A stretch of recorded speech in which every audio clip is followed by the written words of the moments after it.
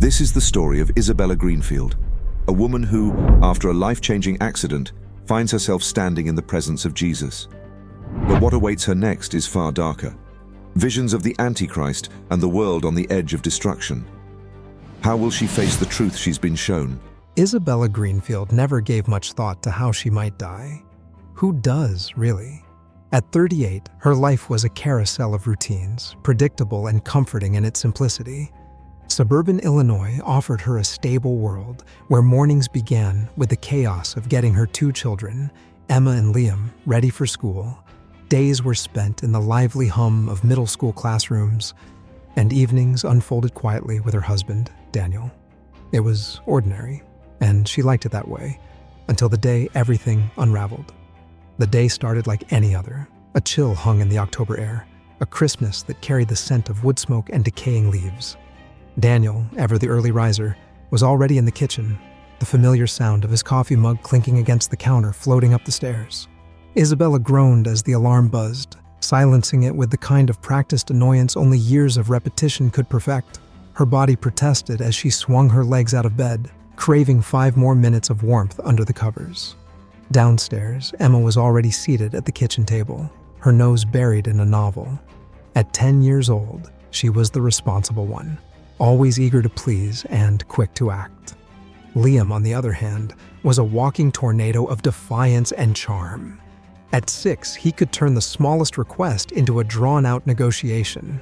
This morning, he was cocooned in a blanket, refusing to move. "Liam, time to get dressed," Isabella said, her voice tinged with exasperation. "I'm not going to school," came the muffled reply from under his blanket fortress. "Screen time after school," she countered. "Take it or leave it." The promise of his tablet got him moving, albeit grudgingly. As Liam shuffled off to his room, Daniel handed Isabella a mug of coffee, his knowing smile meeting her tired gaze. "Another peaceful morning?" "You know us," she replied, taking a grateful sip. The coffee was scalding but necessary. Breakfast was the usual controlled chaos. Daniel's attempt at scrambled eggs left the stovetop in shambles. Emma chatted about a class project involving papier-mâché volcanoes, and Liam recounted, in excruciating detail, the plot of a superhero cartoon. Isabella juggled it all while mentally organizing her day. Papers to grade, a meeting with a concerned parent, and that lesson plan on fractions she still needed to tweak. Life was a whirlwind, but it was her whirlwind. By the time she dropped the kids at school, Isabella was already running on fumes. Emma gave her a quick, slightly embarrassed hug in front of her friends, while Liam bolted for the playground, his backpack bouncing behind him.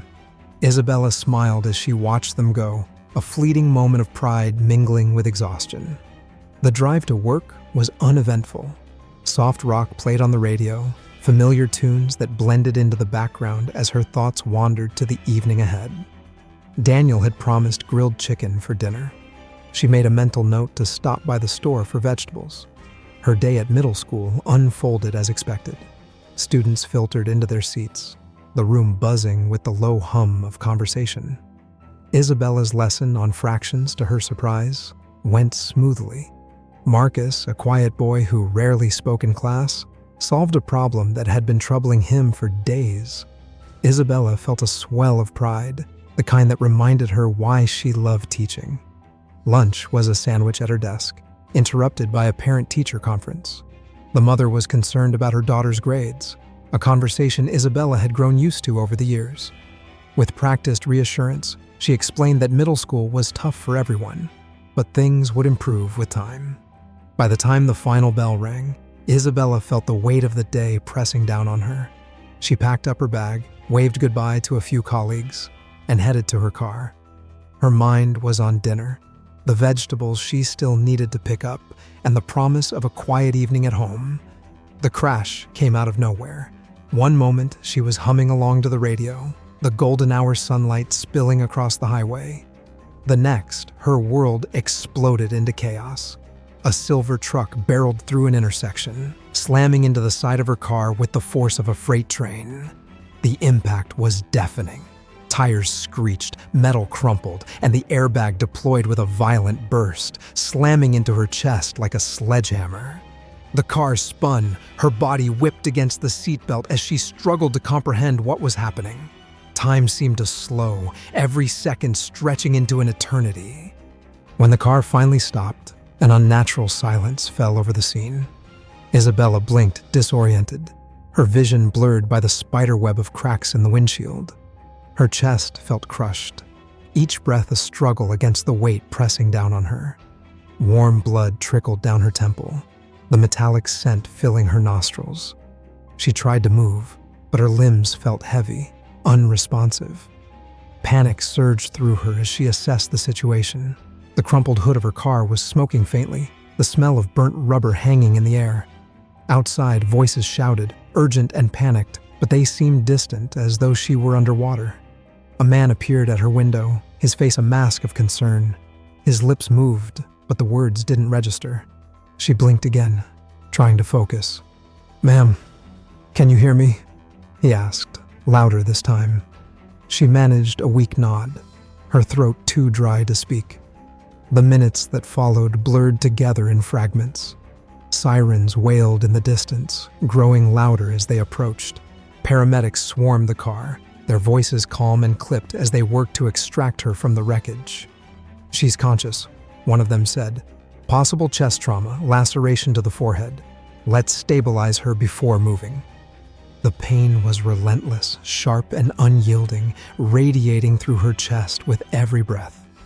Isabella winced as they lifted her onto a stretcher, the movement sending fresh waves of agony through her battered body. The ride to the hospital felt endless. She stared at the ceiling of the ambulance, her mind a jumbled mess of fear and disbelief.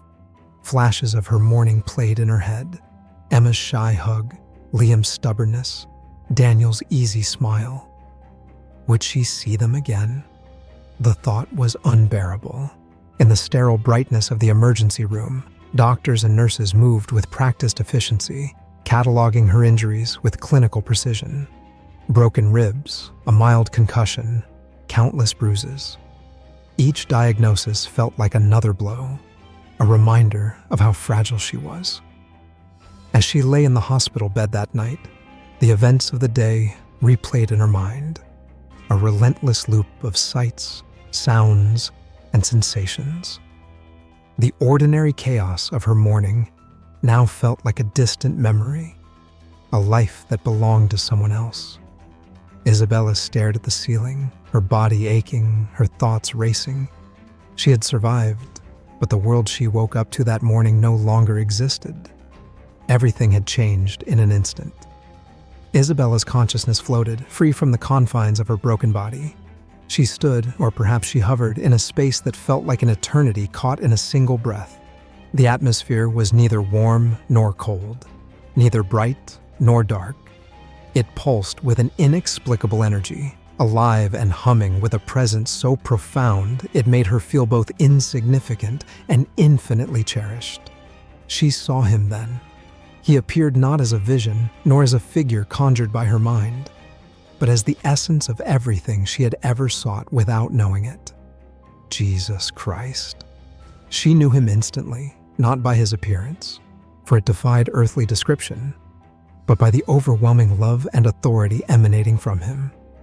His presence was absolute, filling the space and resonating through her very soul. He stood before her, radiant yet unassuming. His features, though human, carried a transcendence that no mortal could possess. His eyes, deep and unending, held the weight of all sorrows and joys, as though he bore the universe within them. They were not merely eyes, but gateways, drawing her into depths she could not fathom. His face was serene, yet sorrowful, a paradox of unimaginable peace and unrelenting grief. She felt unworthy to look upon him, but she could not turn away. His gaze held her, not with force, but with an invitation so gentle and profound that it left her trembling. Her heart raced, yet there was no fear, only awe. The air around him shimmered, as if creation itself recognized his presence, bending to honor him. Isabella tried to speak, but her voice failed her. Words seemed too small, too too crude to express anything in the face of such majesty. Every thought she had ever held seemed exposed to him, laid bare and known. And yet, there was no condemnation in his eyes. Only love. A love so vast and boundless that it overwhelmed her, spilling into every corner of her being. He extended his hand toward her, and without thinking, she reached for it. The moment their hands met, the world around her transformed. The formless space dissolved into something new, something more real than anything she had ever known. She stood in a garden, but it was no earthly garden. It was alive in a way that defied comprehension. Each blade of grass, each leaf, each flower pulsing with a vibrancy that seemed to sing.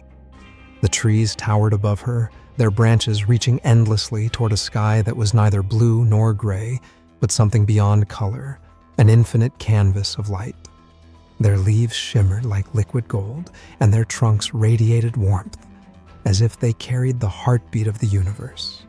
The air was rich with scents that had no name, fragrances so pure they brought tears to her eyes.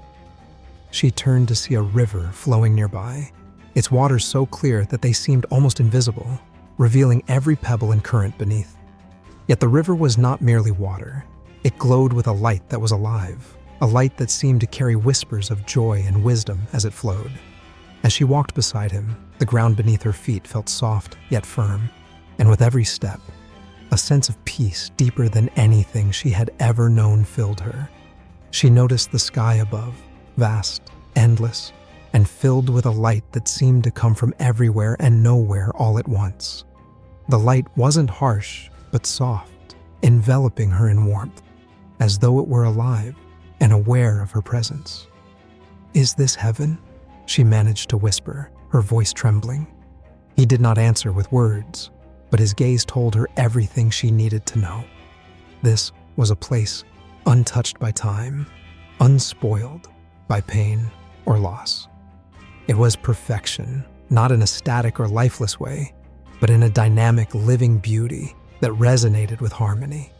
Every element of this place seemed to exist in perfect relationship with every other, a symphony of existence that she could feel in her soul. They stopped near a tree unlike any she had ever seen. Its trunk was wide and ancient, yet it glowed with a vitality that seemed eternal. Its fruit sparkled as though dipped in starlight, and its roots spread deep into the glowing earth, connecting with everything around it. She reached out to touch the bark, and a warmth spread through her hand, filling her with a joy so profound, it brought her to her knees. "Why am I here?" she asked, her voice barely a whisper dot.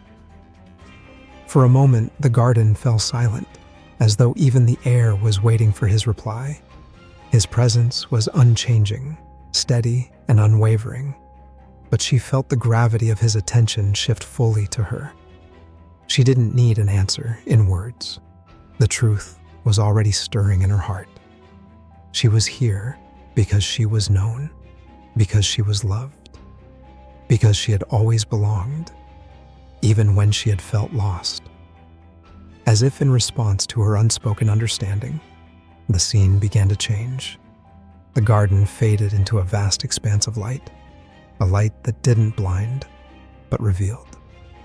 She saw multitudes, countless beings, radiant and rejoicing, their faces shining with a joy that seemed to echo through eternity. They were singing, though no sound came from their mouths. The song was within her, around her, a melody of such purity that it made her weep. She turned to him again, overwhelmed. His face had not changed, but she saw something new there, a depth of understanding, a compassion that encompassed everything she had ever felt or thought. She realized that he had known her from the beginning, that he had been with her in every moment of her life, even when she hadn't seen him. "Thank you," she managed to say, though the words felt impossibly small.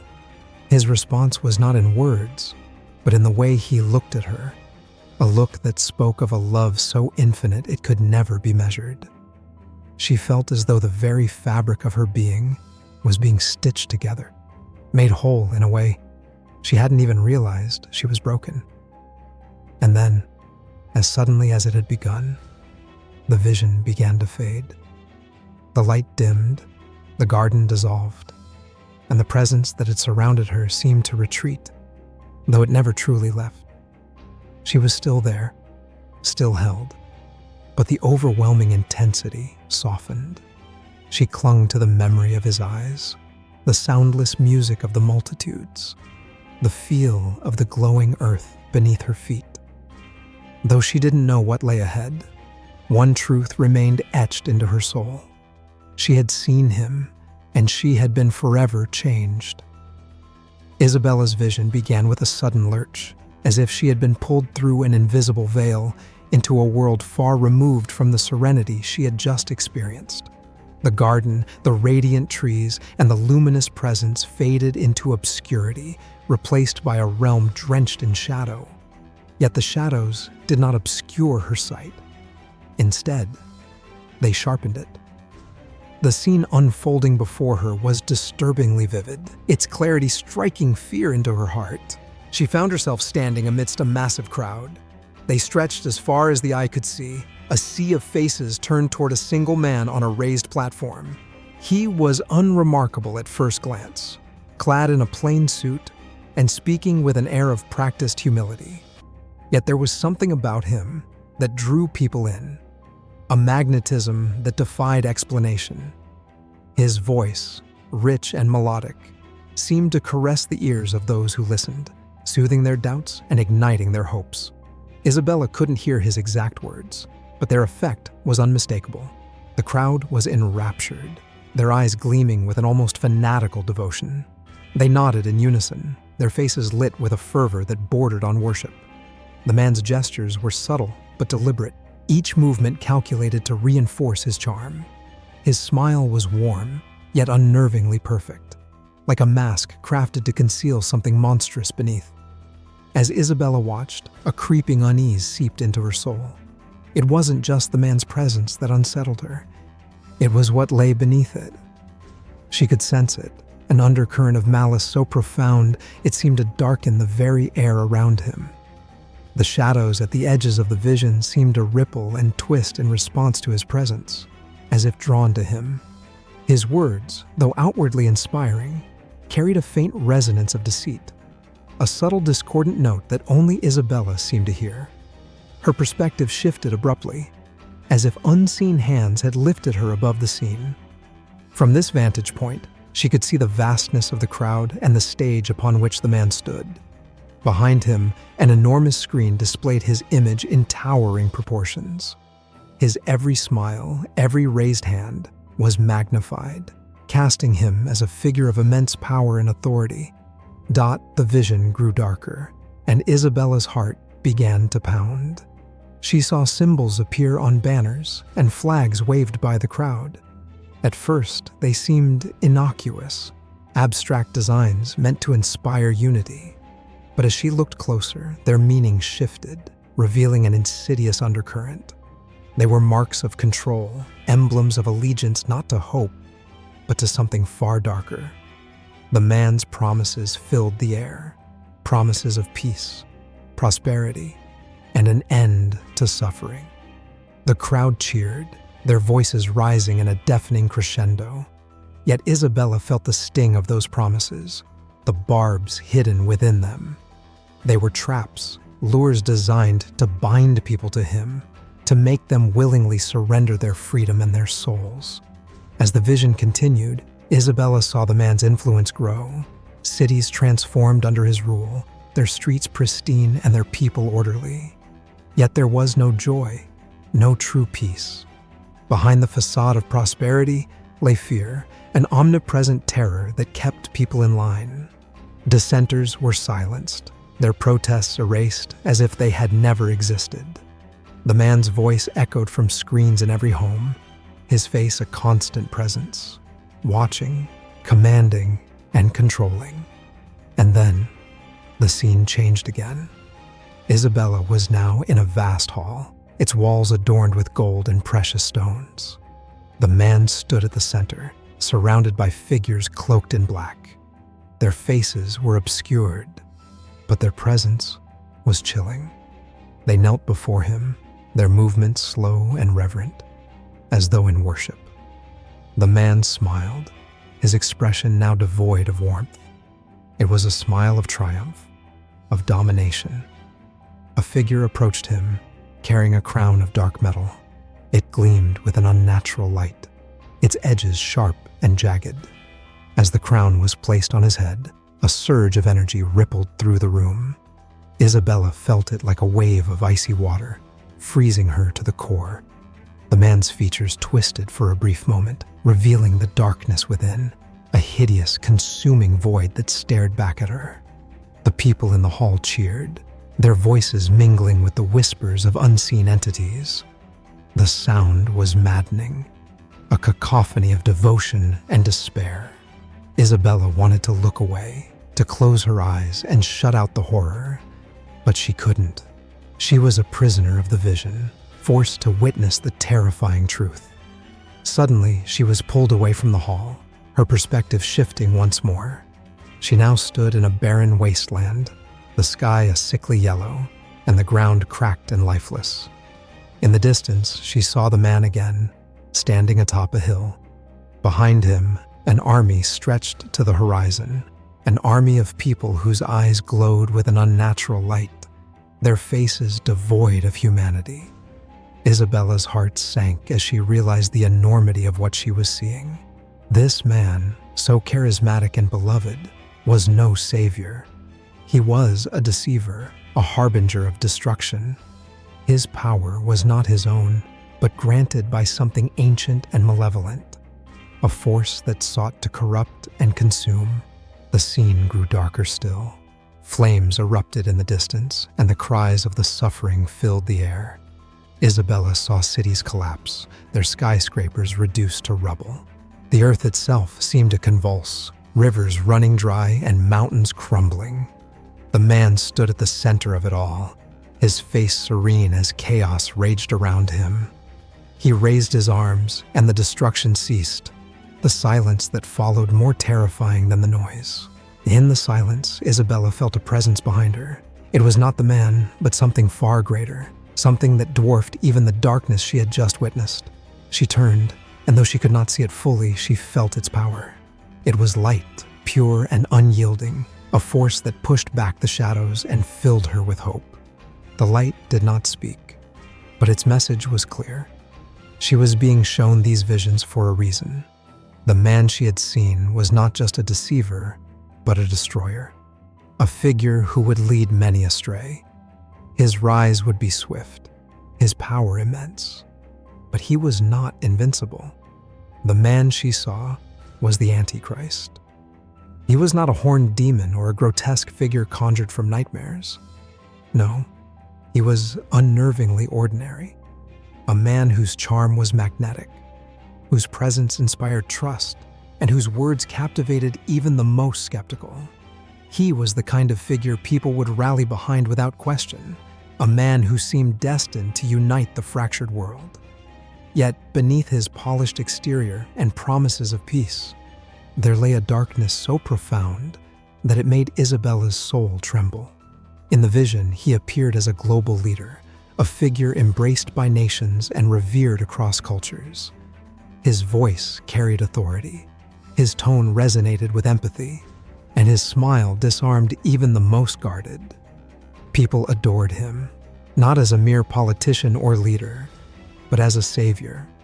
He preached unity and healing, promising an end to war, poverty, and suffering. His solutions seemed divine in their simplicity, his actions efficient and effective. But Isabella could feel the sinister energy beneath his words, a calculated malevolence cloaked in light. She watched as the world rallied around him. Nations once divided by ideology or religion set aside their differences to follow his vision. Economies flourished as he dismantled barriers to trade and industry. Conflicts ceased as treaties were signed under his influence. Yet, as peace appeared to blossom, it was built on deception. His rule was one of quiet domination, where free will eroded under the guise of harmony. In the vision, Isabella saw the Antichrist's influence transcend faiths and cultures. Within Christianity, he was hailed as a false messiah, fulfilling prophecies from the Bible that warned of his coming. The book of Revelation described him as a beast who would deceive the nations and demand worship. His rise, as seen in her vision, was eerily aligned with these ancient warnings. He united the world through a facade of good, but underneath, he worked to dismantle the foundations of faith and morality. In Islam, the Antichrist is known as Al-Masih ad-Dajjal, the false messiah. Isabella saw his name whispered in fear as he rose to power, fulfilling Islamic prophecies that described him as a deceiver with extraordinary abilities. The Dajjal's role, much like the Christian Antichrist, was to mislead humanity, turning them away from righteousness and toward chaos. In the vision, she saw devout Muslims who initially believed in his promises of justice, only to discover too late his true nature. Even in Hinduism, where the concept of the Antichrist doesn't directly exist, parallels could be drawn. Isabella's vision echoed the concept of Kali Yuga, the age of darkness and corruption, when deception and greed dominate humanity. The Antichrist embodied these traits, bringing a false dawn that plunged the world deeper into moral decay. In Judaism, some sects have interpreted their eschatological texts to warn of a figure who would arise to challenge God's authority. Isabella's vision reflected this, as the Antichrist sought to undermine all faiths and centralize power under his influence. He twisted religious institutions to serve his purpose, turning houses of worship into centers of indoctrination. As these interpretations swirled in Isabella's mind, the vision shifted to reveal the destruction he unleashed upon the earth. His promises of unity became chains of oppression.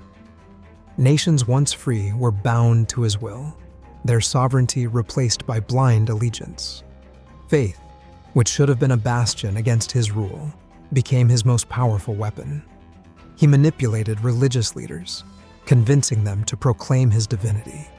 Scriptures were rewritten to exalt him, and sacred symbols were co-opted into his new world order. Isabella saw faith twisted into fanaticism. Devotees fought wars in his name, spilling blood in the belief that they were serving a higher purpose. Families were torn apart, as loyalty to him eclipsed all other bonds.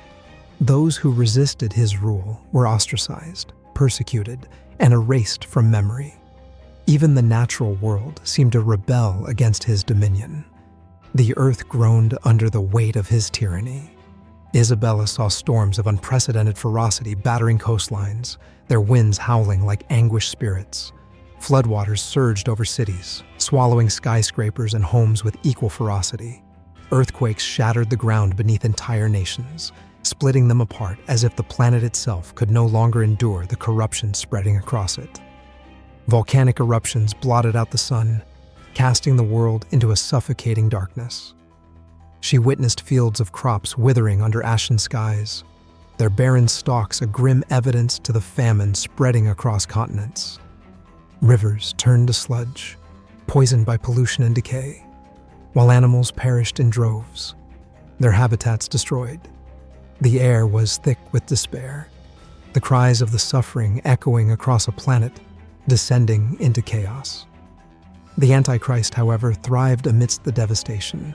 He promised salvation from the very destruction he had orchestrated, and humanity, desperate and blinded, clung to his every word.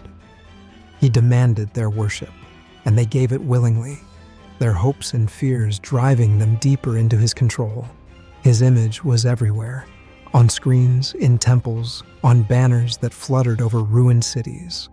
He was inescapable, omnipresent, the false god who ruled with an iron grip. Yet even in the depths of despair, Isabella caught glimpses of resistance. Scattered across the broken world were small groups of people who refused to bow. They clung to their faith, their defiance a flickering light against the encroaching darkness. They prayed in secret, shared what little they had, and protected each other with unwavering resolve. These pockets of hope were fragile, but they endured, a testament to humanity's resilience. Isabella could feel their struggle, their determination to survive and reclaim their freedom. Their bravery sparked something within her, a realization that the Antichrist's power, while immense, was not absolute. His dominion was built on lies, and lies could be exposed. His strength relied on fear, and fear could be overcome. As the vision continued, Isabella saw the full extent of the Antichrist plan.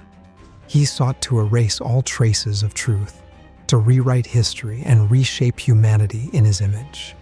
But in doing so, he underestimated the very essence of human nature. The spark of defiance, the refusal to surrender, was a force he could never fully extinguish. It was not like any storm Isabella had ever witnessed. The wind howled like a beast set loose from the depths of the earth. Trees were uprooted in a single violent tug, their roots splintering as they were ripped from the earth. Buildings that had stood strong for generations crumbled under the pressure of the tempest, their foundations unable to withstand the fury of the winds.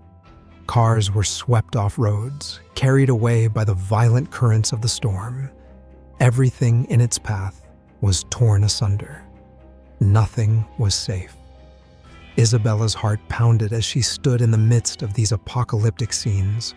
The weight of what she had witnessed pressed down on her, but she refused to collapse under it. The truth she now carried was a burden, yes, but it was also a weapon, a light that could pierce the darkness. The Antichrist's rule was terrifying, his power immense, but humanity's capacity for love, courage, and resilience was greater still. The vision began to fade, the chaos dissolving into an all-encompassing silence. Isabella felt the stillness settle over her like a shroud, the weight of what she had seen etched into her soul.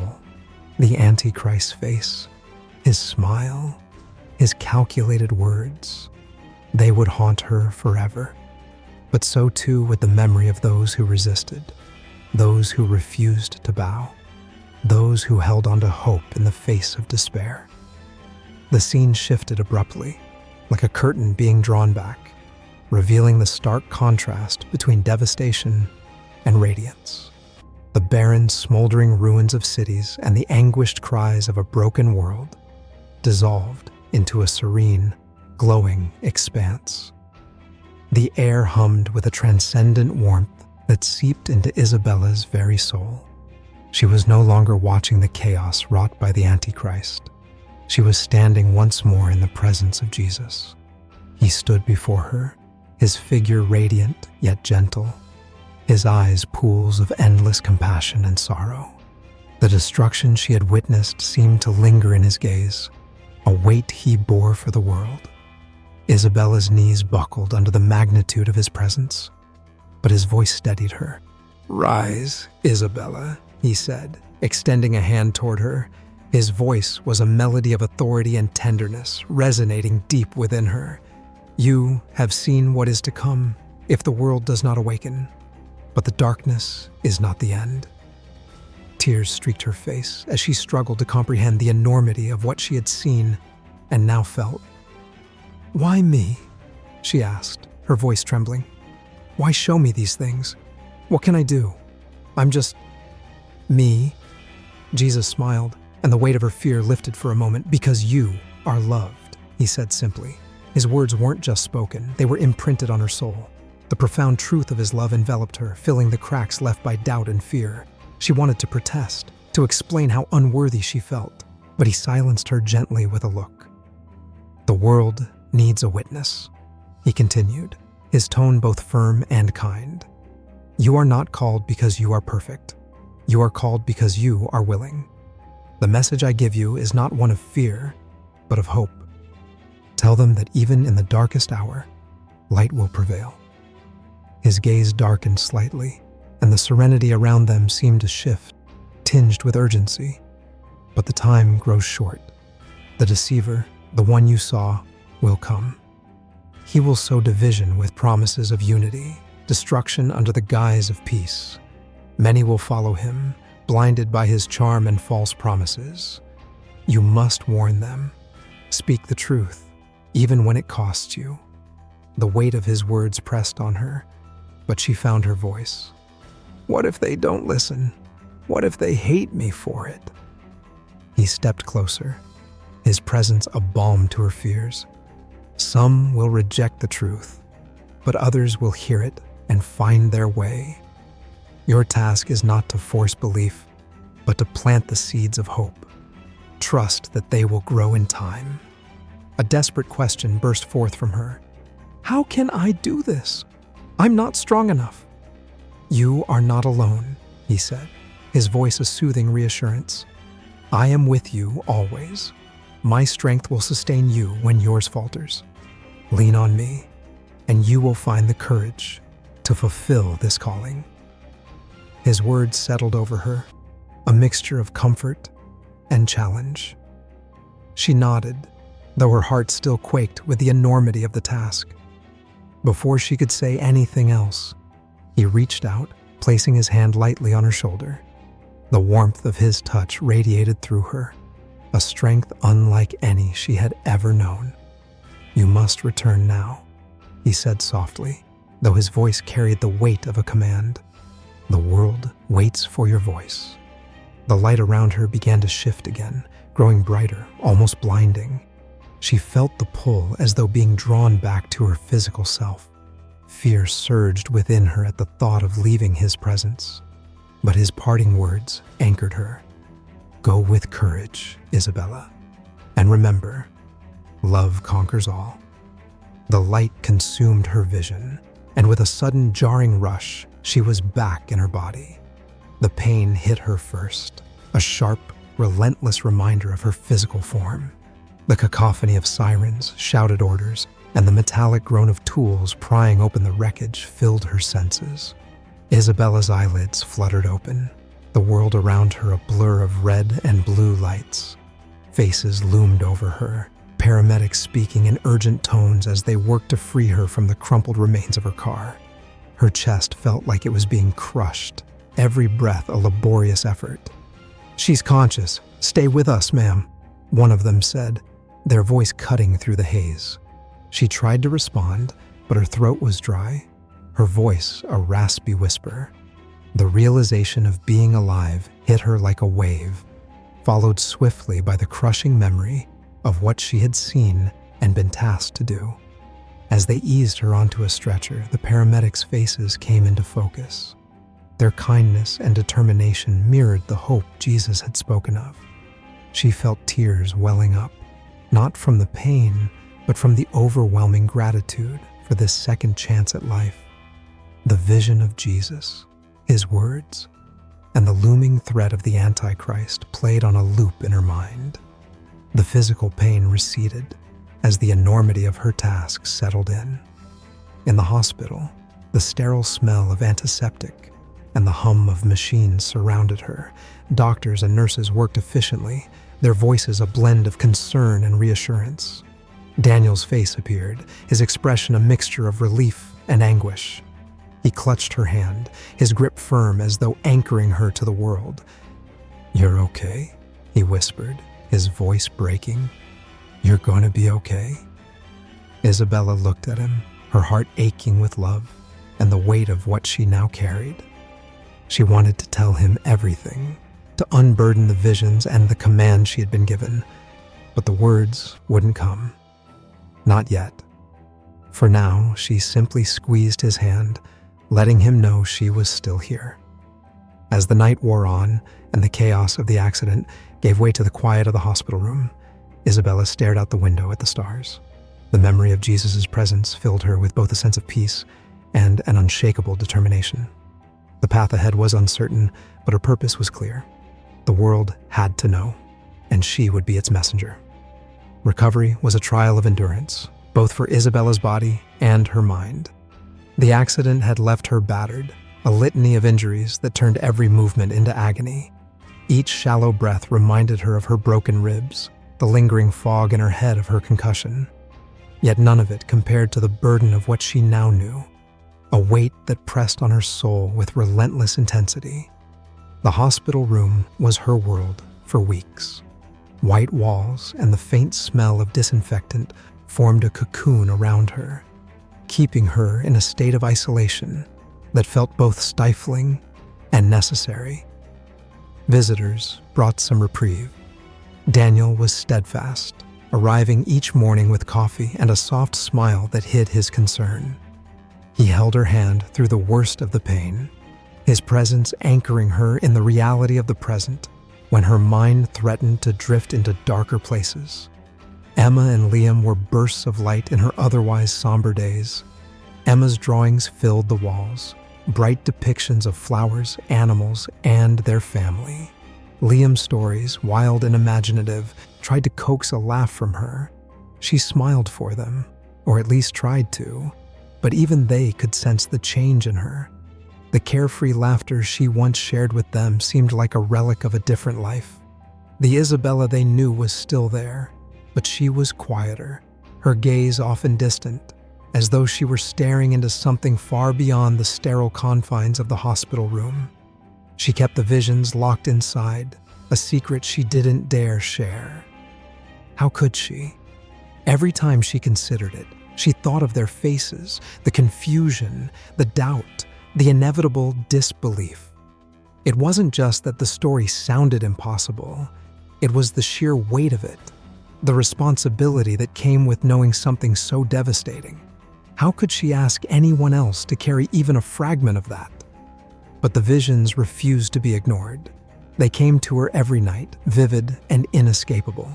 The Antichrist loomed large in her mind, his charisma a mask for his insidious intentions. She saw cities crumble under his influence, families torn apart, faith twisted into something unrecognizable. Each dream felt more urgent than the last, as if the message were pounding against the walls of her subconscious, demanding to be heard. She woke up gasping, her heart racing, the hospital's dim lighting doing little to dispel the shadows that clung to her. During the day, she replayed every detail in her mind, trying to make sense of it all. The way he had spoken to the crowds, his words like honey dripping into their ears, lulling them into blind devotion. The chaos that followed, cloaked in the guise of order, was a harrowing contradiction that made her stomach churn. She had seen disasters, floods swallowing cities, fires consuming forests, storms tearing apart the land. But it wasn't nature's wrath that frightened her the most. It was humanity's surrender, the way they handed over their freedom, their morality, their very souls, all for the promise of peace that was nothing more than an illusion. Each morning she awoke with the same thought circling her mind like a relentless mantra. Something had to be done. But what? She was just a teacher from Illinois, not a prophet or a leader. Who would listen to her? The enormity of the task paralyzed her, leaving her feeling smaller and more powerless with each passing day. One afternoon, as she stared out the hospital window at the gray November sky, Daniel entered the room with his usual quiet grace. He set a cup of tea on her bedside table and sat beside her, his brow furrowed as he studied her. "You've been somewhere else lately," he said softly, his voice careful but probing. She glanced at him, debating for a moment whether to tell him, but the words wouldn't come. Instead, she shook her head. "Just thinking," she replied, the lie tasting bitter on her tongue. "About what?" he pressed gently. "You've been different since the accident. Quieter. I know something's weighing on you." She turned back to the window, her fingers tracing the edge of the blanket covering her lap. "It's nothing," she said, her voice barely above a whisper. But it wasn't nothing, and she knew it. The truth of what she'd seen was like a living thing inside her, clawing at her insides, begging to be let out. Yet fear held her back. Fear of rejection, of ridicule, of the possibility that sharing her story might do more harm than good. As the days turned into weeks, she began to notice the change in herself more acutely. The things that had once seemed important now felt trivial. The lesson plans she used to agonize over, the small dramas of suburban life, even her own injuries, all of it paled in comparison to the vision of a world teetering on the brink of destruction. Her perspective had shifted irreversibly, and she couldn't go back to the way things were, no matter how much she longed to. The hospital staff noticed her transformation too.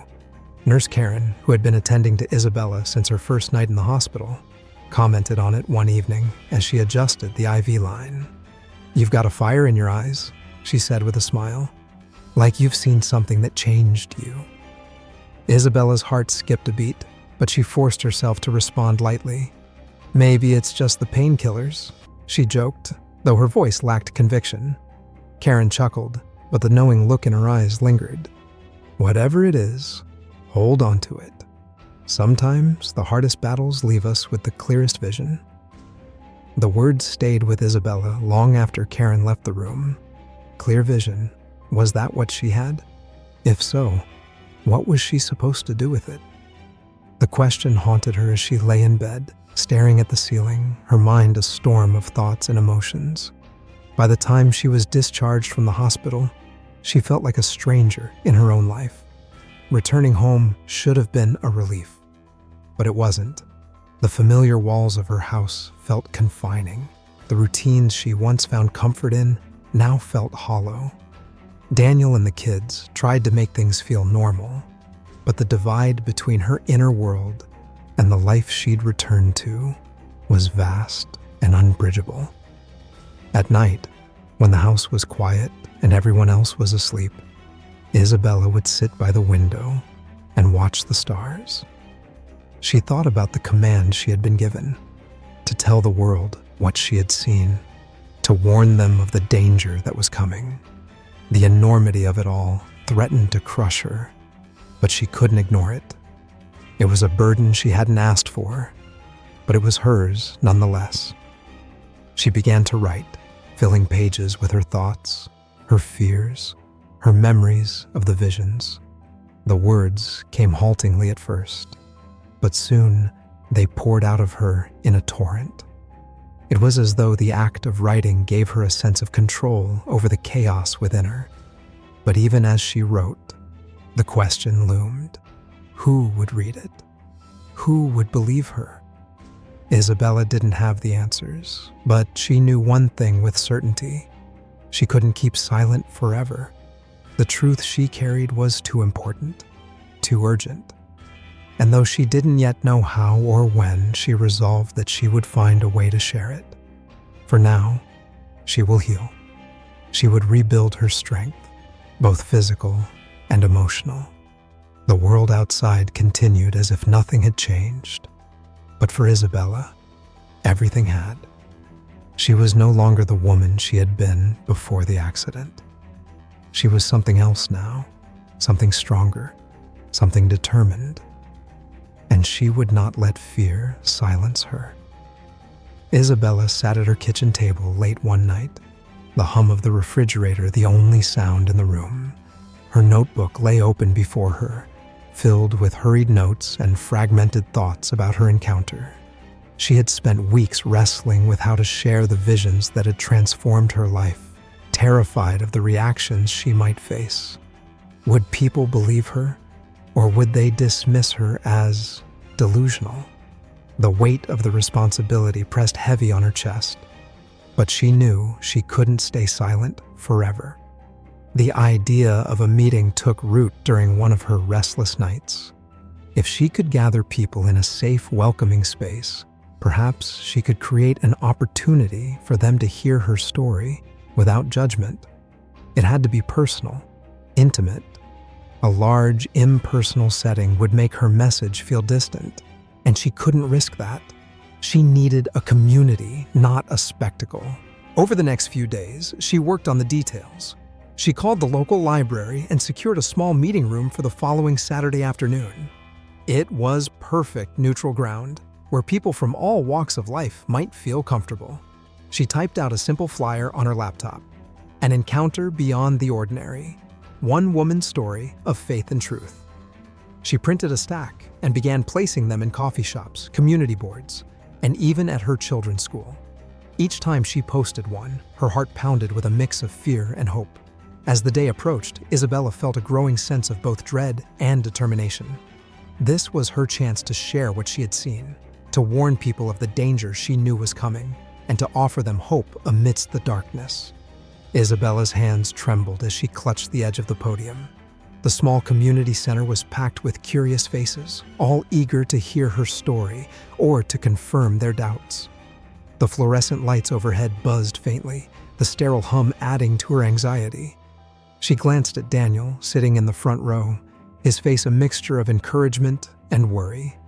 He had begged her to think twice about sharing her experience publicly, but she had made up her mind. What she had seen, the visions, the message, the undeniable presence of Jesus, was too urgent to keep hidden. Taking a deep breath, she began. Her voice was steady, but her heart raced. "A month ago, I was in a car accident," she started. "And what happened during those moments changed my life forever." The room was silent, the kind of silence that felt as though it could snap at any moment. She recounted the visions of the Antichrist, his terrifying charisma, the world falling into chaos under his sway. She described the destruction she had witnessed, earthquakes, floods, nations crumbling into despair. And then she spoke of Jesus, his radiance, his love, and his command to share the truth. Some in the audience leaned forward, captivated. Others exchanged skeptical glances, their disbelief evident. One man in the back muttered something under his breath, shaking his head. Isabella pressed on, pouring out every detail as vividly as she could. She spoke of the urgency in Jesus' voice, the weight of his words, and the profound sense of purpose she felt. As she concluded, there was a moment of tense silence before the questions began.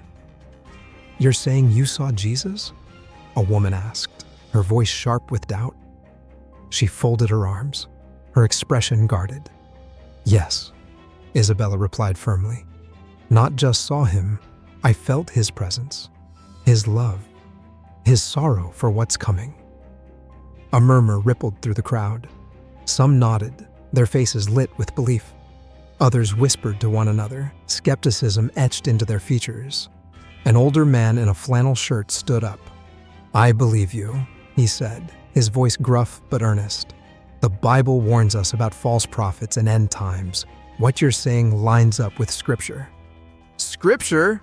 another voice called out, this time younger and mocking. "Or a near-death hallucination?" Isabella turned toward the source of the challenge, a college-aged man with a smirk that screamed confidence. "I know how it sounds," she said, meeting his gaze. "But I wasn't dreaming, and I wasn't hallucinating. I was there. I felt it. I saw it." "Convenient," the man shot back. "You have no proof, just your word? How are we supposed to believe you?" A few people nodded in agreement, and Isabella felt a pang of frustration. She had expected resistance, but facing it was harder than she anticipated. Still, she squared her shoulders and pressed on. "You don't have to believe me," she said, her voice steady but passionate. "I'm not here to convince you. I'm here to tell you what I saw, what I know to be true. The choice to believe is yours." Daniel shifted uncomfortably in his seat, his hands clasped tightly in his lap. Isabella caught his eye and saw the silent plea there. He hated seeing her attacked like this, and she couldn't blame him. But she couldn't back down. A middle-aged woman raised her hand hesitantly. "If what you're saying is true," she began, "then what do we do? How do we prepare?" Isabella felt a surge of gratitude for the question. "We start by opening our eyes," she said. "Don't be swayed by words that sound too good to be true. Seek the truth and hold on to hope. Love each other, support each other, and don't let fear blind you to what's real." The woman nodded, her face thoughtful, but the younger man wasn't done. "So, love and hope are supposed to stop the Antichrist? Sounds a little naive." Isabella took a deep breath. "Naive? Maybe. But love and hope are stronger than you think. Fear is his weapon and division is his goal. Unity, not the false kind he promises, but the real kind, can stand against him. Easy for you to say, he muttered, slouching back in his seat. A woman near the back of the room, who had remained silent until now, stood up. I lost my husband last year, she said quietly. It was the darkest time of my life, but hearing your story, it gives me hope. Thank you. The sincerity in her voice sent a wave of emotion through Isabella. She managed a small smile and nodded. Thank you for saying that. That's why I'm here, for people like you. The room seemed divided. Some faces were softening, their skepticism giving way to tentative belief. Others remained hardened, their expressions closed off. One man in a business suit muttered loudly enough for others to hear, "This is just a ploy for attention. People will do anything for their 15 minutes of fame." Isabella felt her chest tighten, but she forced herself to stay calm. "I didn't ask for this," she said, her voice rising just enough to command attention. "I didn't want it. But it happened, and now I have a responsibility. Whether you believe me or not, that's up to you. I'm not here to win you over. I'm here because I was told to speak." The tension in the room crackled like static. Isabella felt the weight of every skeptical glance, every dismissive smirk. But she also felt the quiet support of those who believed her, who saw in her story something they couldn't quite explain, but felt in their hearts. As the meeting wound down, a few people approached her. The older man in the flannel shirt gripped her hand tightly. "You did good," he said. "Don't let the doubters shake you. Some of us hear you." The woman who had spoken about her late husband gave Isabella a tearful hug. "You've given me something to hold on to," she whispered. "Thank you." But not everyone was kind. The young man from earlier brushed past her, muttering, "What a waste of time," just loud enough for her to hear. She watched him leave, a pang of sadness in her heart. She didn't hate him for his disbelief. She understood it, but it still hurts. As the crowd thinned, Daniel joined her, wrapping an arm around her shoulders. "You were brave," he said softly, "even when they didn't deserve it." Isabella leaned into him, exhaustion washing over her. "I don't know if I made a difference," she admitted. "You did," he said firmly. "For some people, you did. And that's enough." On the drive home, the night felt heavy, the stars distant and cold. Isabella stared out the window, her mind replaying the evening's events. She had known it wouldn't be easy, but the reality of facing doubt and scorn was more draining than she'd imagined. But then she thought of the woman who had thanked her, the man in the flannel shirt who believed. She thought of the small sparks of hope she had seen in a few faces, and she knew she couldn't stop. The world was full of doubters, yes, but it was also full of seekers, people yearning for something real, something true. As the car pulled into the driveway, Isabella looked at Daniel. "I'll keep telling it," she said quietly. "Even if only one person believes me. I'll keep telling you." He nodded, his eyes reflecting his quiet support. "And I'll be right here with you." Together, they stepped into the house, the weight of the night still heavy, but the flicker of purpose burning brighter than ever. Isabella was no longer the woman she had been before the crash. The easygoing suburban mother and middle school teacher had given way to someone profoundly transformed. She carried herself with a quiet gravity, her every step and word imbued with purpose. Though she still loved her family deeply and found joy in their laughter, there was a new intensity in her gaze, as though she saw the world through a lens no one else could comprehend. The message of Jesus burned within her, a flame that refused to be extinguished. She no longer dwelled on the trivialities that had once consumed her, social obligations, petty concerns, or fleeting ambitions. Instead, her focus was singular: to share the truth she had seen. The Antichrist, the destruction, the despair, and the unwavering hope offered by Christ. It was all too vivid to be ignored. Isabella began carrying a small journal everywhere, jotting down thoughts, scriptures, and ideas for conversations. She spoke differently now, too. Her words were deliberate, filled with compassion and conviction, even in casual exchanges. Strangers were drawn to her, sensing her quiet strength and the unshakable peace she exuded. She became a beacon in her community, speaking with those who were lost or searching, offering guidance without judgment. To her, every interaction was an opportunity to plant a seed of hope. When people asked why she was so passionate, she would simply say, "I've seen what's at stake. There's no time to waste." Though some doubted her, others listened.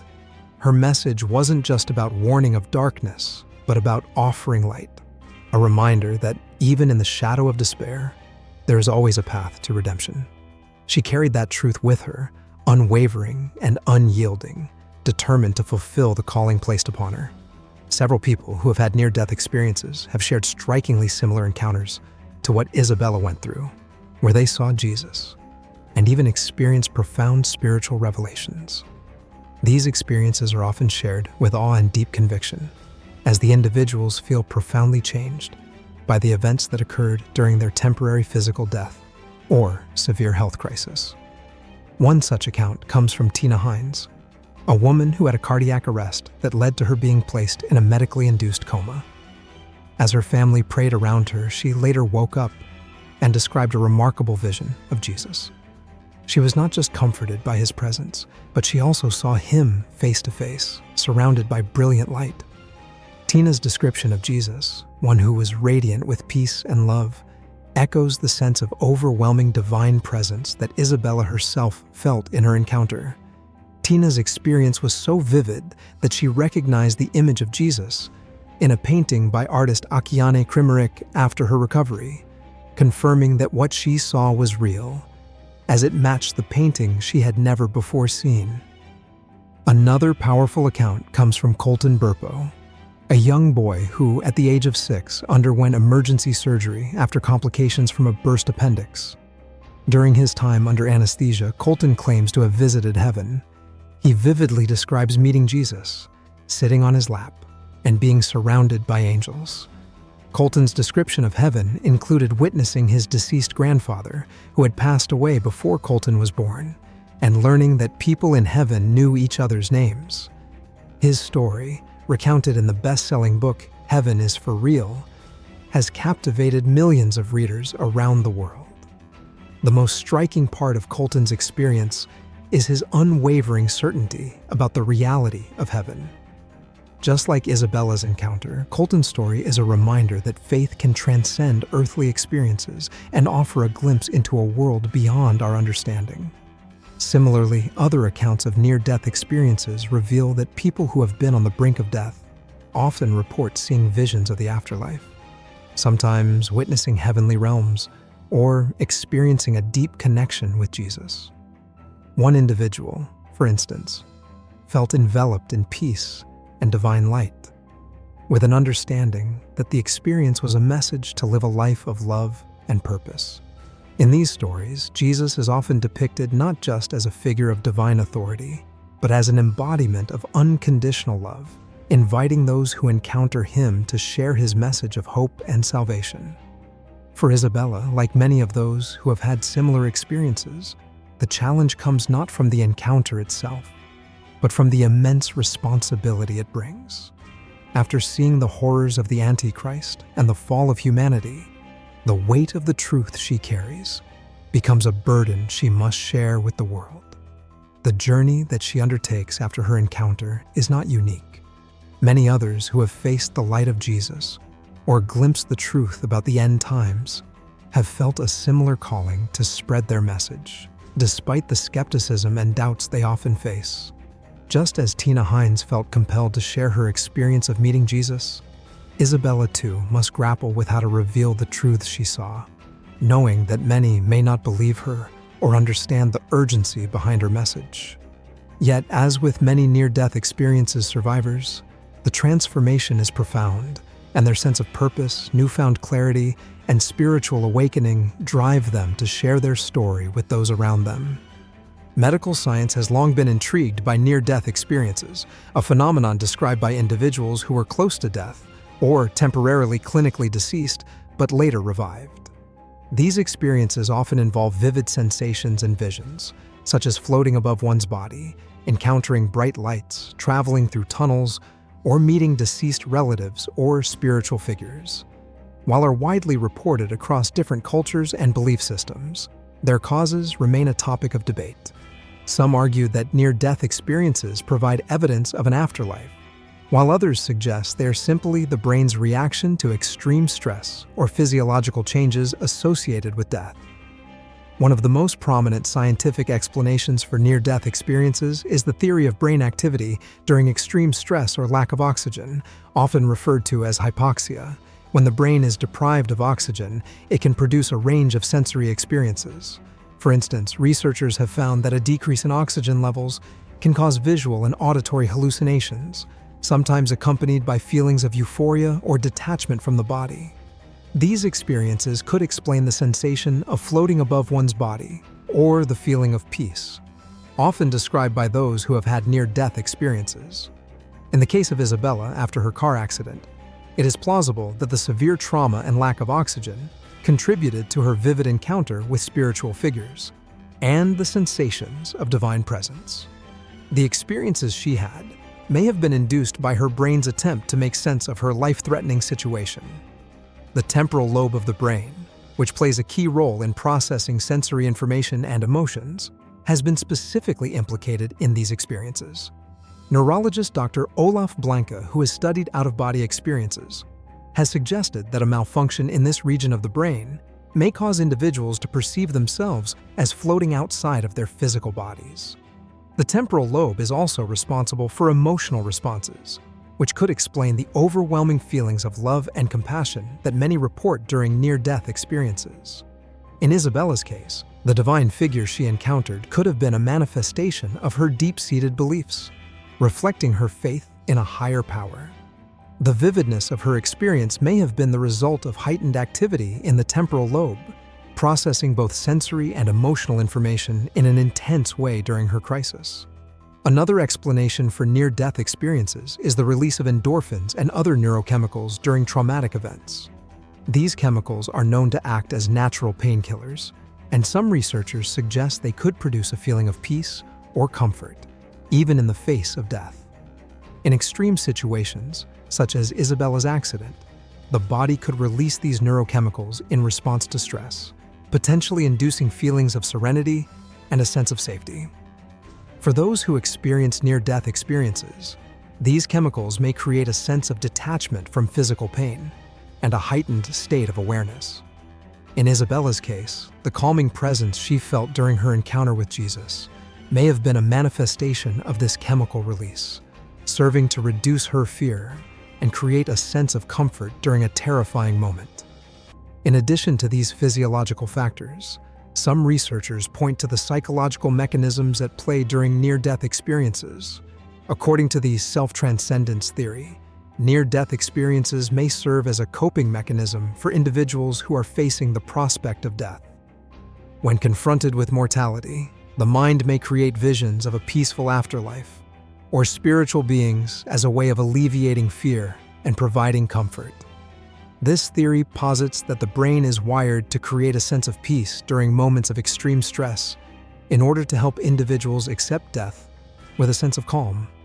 For Isabella, encountering Jesus in her near-death experience may have been her mind's way of helping her reconcile with her mortality and find peace in the face of a potentially fatal situation. The presence of Jesus could have represented an idealized figure, someone who embodies the ultimate comfort and reassurance in times of crisis. Another interesting theory involves the brain's default mode network, which is responsible for self-reflection, memory retrieval, and the processing of emotional experiences. Some researchers have suggested that the default mode network is activated during moments of extreme stress or trauma, leading to the vivid life review experiences that many individuals report during near-death experiences. In these moments, the mind may process past events, assess the meaning of life, and gain clarity about one's existence.